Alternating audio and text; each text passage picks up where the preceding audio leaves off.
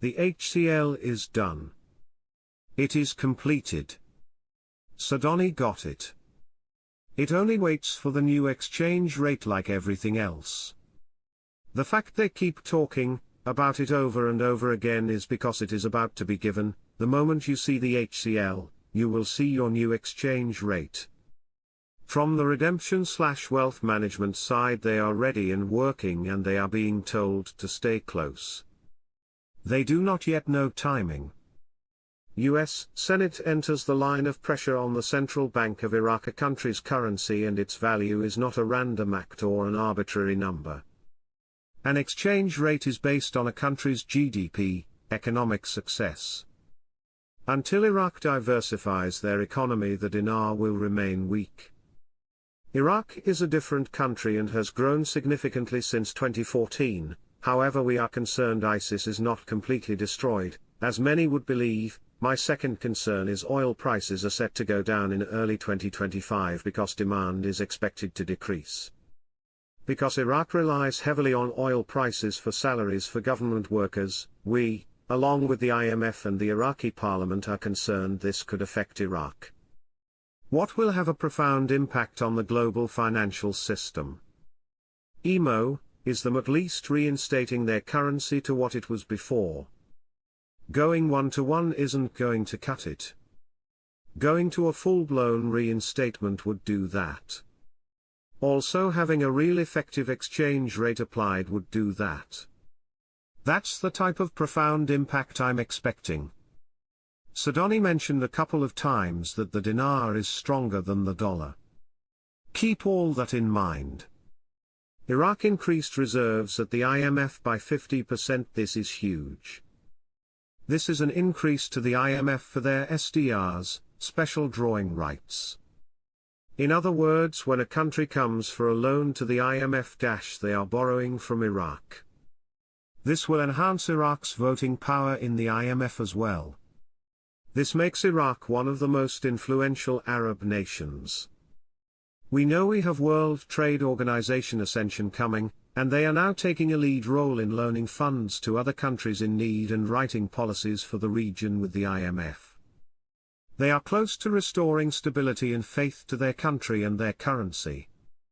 I am excited on what we are seeing coming out of Iraq as of late. The College of Administration and Economics at the University of Mosul holds its International Scientific Conference on Development and Financial and Economic Stability to Restore Confidence in the Iraqi Dinar. The conference aimed to highlight the role of economic policies in achieving stability and restoring confidence in the Iraqi dinar concerning the CBI announcing to you Iraqi citizens that they are activating the banking reforms. That means they are activating the monetary reform. They're going to give you your new lower notes. They are going to give you your new exchange rate. They're going to give you the keys to the ATM. You are now going to be receiving your purchasing power not only through the new exchange rate but via the HCL and the jobs the economic reform is about to produce. Launching of the activities of the International Scientific Conference under the slogan Development and Financial and Economic Stability to Restore Confidence in the Dinar. The CBI needs to shrink the monetary mass by two-thirds. It appears they are now beginning to bring in their hard currency to the banks for deposit. I was told, by my CBI contact, that this process is part of the project to delete the zeros, and her committee is now working with the banks to retrieve this hard currency. The project to delete the zeros has begun. Wow! Wow! Wow! The Ministry of Planning announced today, Wednesday, that the completion stages of the Grand 4 port have reached 81%.